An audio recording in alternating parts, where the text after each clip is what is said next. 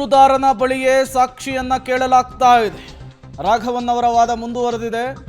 ದೂರುದಾರರಿಗೆ ಅನುಮಾನಗಳು ಬರುತ್ತೆ.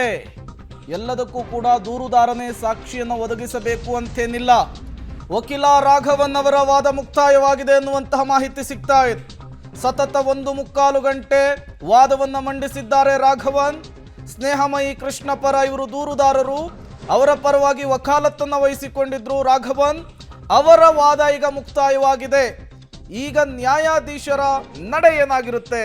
ಮತ್ತೆ ಮುಂದೂಡಿಕೆ ಮಾಡ್ತಾರಾ ಅಥವಾ ಏನಾದರೂ ದೂರುದಾರರ ಪರ ವಕೀಲರು ಏನು ಮನವಿ ಮಾಡ್ಕೊಂಡಿದ್ದಾರೆ ಅದಕ್ಕೆ ಅವಕಾಶವನ್ನ ಕಲ್ಪಿಸಿಕೊಡ್ತಾರಾ? ಕಾದ್ ನೋಡ್ಬೇಕಿದೆ. ಮತ್ತಷ್ಟು ಡೀಟೇಲ್ಸ್ ಕೊಡ್ತಾರೆ ನರಸಿಂಹಮೂರ್ತಿ, ನೇರ ಸಂಪರ್ಕದಲ್ಲಿ ಜಾಯ್ನ್ ಆಗಿದ್ದಾರೆ. ನರಸಿಂಹಮೂರ್ತಿ, ಈಗ ಏನಾಗ್ತಾ ಇದೆ ಕೋರ್ಟ್ನ ಕಲಾಪದಲ್ಲಿ ಅಂತ? ಪ್ರೇಮ, ಇದೀಗ ರಾಘವನ್ ಅವರ ವಾದ ಮುಕ್ತಾಯವಾಗಿದೆ. ಆಲ್ಮೋಸ್ಟ್ 1.25 ಗಂಟೆ ಸಮಯವನ್ನು ರಾಘವನ್ ಅವರು ತೆಗೆದುಕೊಂಡಿದ್ದಾರೆ. 2:30-2:35 ಸುಮಾರಿಗೆ ತಮ್ಮ ವಾದವನ್ನು ಮಂಡನೆ ಮಾಡೋದಕ್ಕೆ ಆರಂಭವನ್ನು ರಾಘವನ್ ಅವರು ಮಾಡಿದ್ರು. ಇದೀಗ ತುಂಬ ಸುದೀರ್ಘವಾದಂತಹ ತಮ್ಮ ವಾದದಲ್ಲಿ ಹಲವಾರು ಲೋಪಗಳನ್ನು ಎತ್ತುವ ಮುಖಾಂತರ ಎಲ್ಲಿ ತಪ್ಪಾಗಿದೆ ಈ ಪ್ರಕರಣದಲ್ಲಿ, ಯಾವ ಕಾರಣಕ್ಕೋಸ್ಕರ ಅನುಮತಿಯನ್ನು ಕೊಡಲಾಗಿದೆ, ಯಾಕೆ ನಿರಾಕರಿಸಬಾರ್ದು ನೀವು ಈ ಅನುಮತಿಯನ್ನು ಅನ್ನೋ ನಿಟ್ಟಿನಲ್ಲಿ ನ್ಯಾಯಪೀಠದ ಗಮನಕ್ಕೆ ತರುವ ಕೆಲಸವನ್ನು ಮಾಡಿದ್ದಾರೆ. ಅಂದರೆ ದೂರುದಾರರಿಗೆ ಅನುಮಾನಗಳು ಬರ್ತಾ ಇರೋದಕ್ಕೆ ಎಲ್ಲ ಒಂದು ಕಡೆ ದೂರುದಾರರನ್ನೇ ಸಾಕ್ಷಿಯನ್ನು ಒದಗಿಸಿ ಅನ್ನೋ ನಿಟ್ಟಿನಲ್ಲಿ ಕೇಳ್ತಿದ್ದಾರೆ. ಇದು ಯಾವ ನ್ಯಾಯ? ದೂರುದಾರರು ಈಗಾಗಲೇ ರಾಜ್ಯಪಾಲರನ್ನ ಭೇಟಿಯಾಗಿ ಅವರ ಬಳಿ ಇದ್ದಂತಹ ಒಂದಷ್ಟು ಮಾಹಿತಿಗಳನ್ನು, ದಾಖಲೆಗಳನ್ನು ರಾಜ್ಯಪಾಲರಿಗೆ ಕೊಡುವ ಕೆಲಸವನ್ನು ಮಾಡಲಾಗಿದೆ. ಇಲ್ಲಿ ತನಿಖೆಯನ್ನು ನಡೆಸಬೇಕಾದಂಥವ್ರು ಇಲ್ಲಿ ತನಿಖೆಯನ್ನು ನಡೆಸಿದಂತಹ ಸಂದರ್ಭದಲ್ಲಿ ಇದು ಸರಿಯೋ ತಪ್ಪೋ ಅನ್ನೋದು ಹೊರಗೆ ಬರುತ್ತೆ. ಹೀಗಾಗಿ ತನಿಖೆಗೆ ರಾಜ್ಯಪಾಲರು ಕೊಟ್ಟಂತಹ ನಡೆ ಏನಿದೆ ಅದು ಕಾನೂನುಬದ್ಧವಾಗಿದೆ.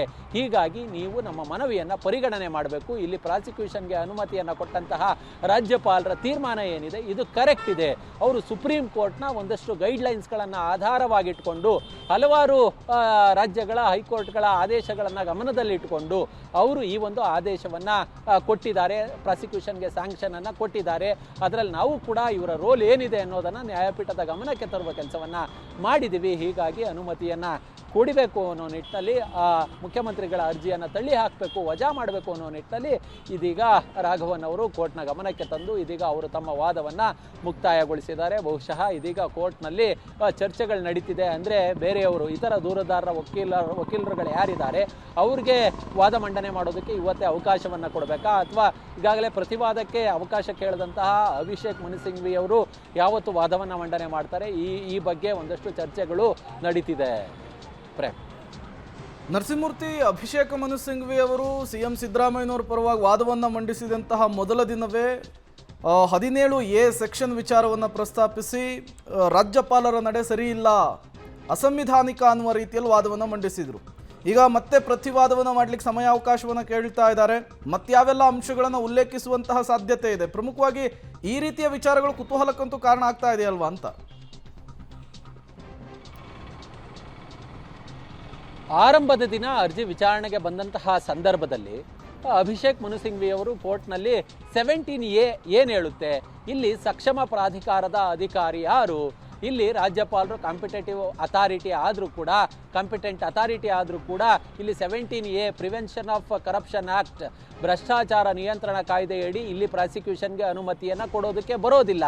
ಯಾರು ತನಿಖೆಗೆ ಅರ್ಜಿಯನ್ನು ಹಾಕ್ಕೊಳ್ಬೇಕು, ಪ್ರಾಸಿಕ್ಯೂಷನ್ಗೆ ಪರ್ಮಿಷನನ್ನು ಯಾರು ಕೇಳಬೇಕು ಅಂತ ಹೇಳಿದಂತಹ ಸಂದರ್ಭದಲ್ಲಿ ಯಾರು ಕನ್ಸರ್ನ್ಡ್ ಪೊಲೀಸ್ ಆಫೀಸರ್ ಇರ್ತಾರೋ, ಉದಾಹರಣೆಗೆ ಇಲ್ಲಿ TJ ಅಬ್ರಾಹಂ ಅವರು ಮೈಸೂರು ಲೋಕಾಯುಕ್ತದಲ್ಲಿ ದೂರನ್ನು ಕೊಟ್ಟಿದ್ರು. ಹೀಗಾಗಿ ಮೈಸೂರು ಲೋಕಾಯುಕ್ತದ SP ಅವರು ಅಥವಾ ತನಿಖೆ ನಡೆಸ್ತಕ್ಕಂತಹ IOನೋ ಅಥವಾ ಲೋಕಾಯುಕ್ತದ IGಯೋ ADGಯೋ ಇಲ್ಲಿ ಪ್ರಾಸಿಕ್ಯೂಷನ್ ಪರ್ಮಿಷನ್ಗೆ ಅರ್ಜಿಯನ್ನು ಹಾಕ್ಕೊಳ್ಬೇಕಿತ್ತು.